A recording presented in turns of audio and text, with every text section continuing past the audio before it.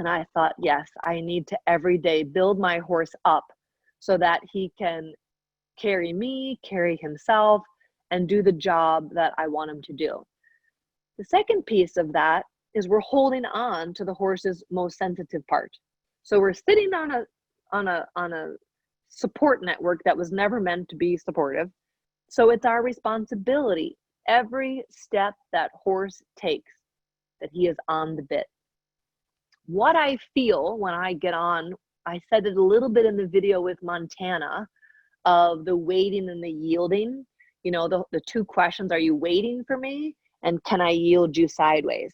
You know, it's not so much about being able to, like, you know, push the hind leg left or right, you know, but what I want is I want to slow the shoulders down without shortening the neck.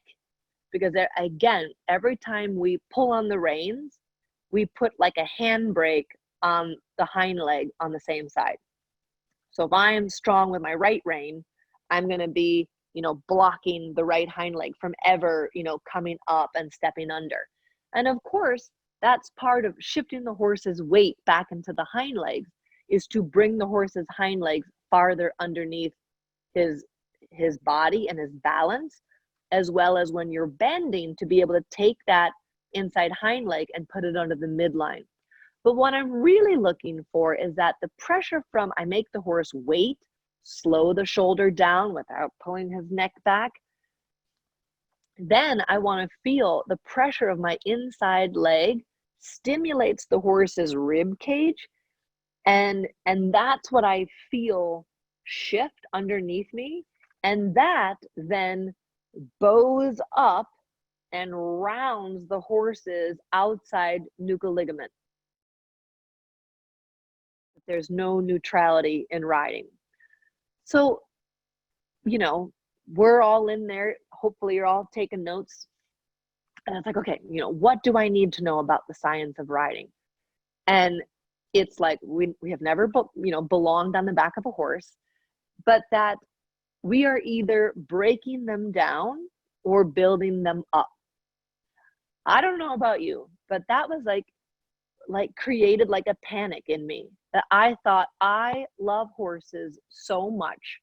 The last thing I would ever want to do is hurt my friend. And so from a very young age, that was just part of my program of how do I create the right type of carriage for this horse, program, exercise, how do I sit well that the horse can do it, because I want to only be building that horse up.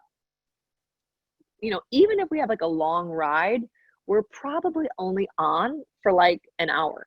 So the horse has like 23 other hours of the day to just like, you know, like hang his belly down and like have his neck down and is, you know, looking around. You know, so we've got a big job to do. There's a lot to be doing. So again, all first energies must go towards roundness. Of course, if the horse is bulky and doesn't want to go forward, it needs to just get some energy so that it can really find its way, you know, to go to the bit. But we'll talk all about that. There's a lot of lectures, there's a lot of information. We can deal with all kinds of different you know, evasions, and that's a whole nother lecture because I can't share everything in one night. This is what Charles always talks about as the 3 dials. And I always, you know, teach this as, what the heck am I supposed to do every day when I get on my horse? There's a lot of great videos about warming up. And I will say, you know, there's also 3 phases of your work, of your ride. There's always a warm up. All my horses walk for at least 15, 20 minutes. That's part of the limbering up and the warm up. Then you move into the working phase, where you're teaching skills and building strength. And then, you know, after that, you always want to cool down the horse again, stretch his muscles, relax him, reward him. We always have to remember that the horse that leaves the arena today is the horse that arrives at the arena tomorrow.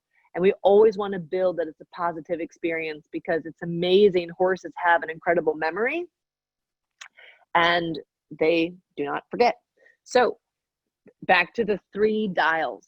A lot of times, if you're a real visual learner, you can imagine like the dial on your car radio, that it's like a 1 and like a 10. So like 10, you're like really jamming out. 1 is like, you can hardly hear it.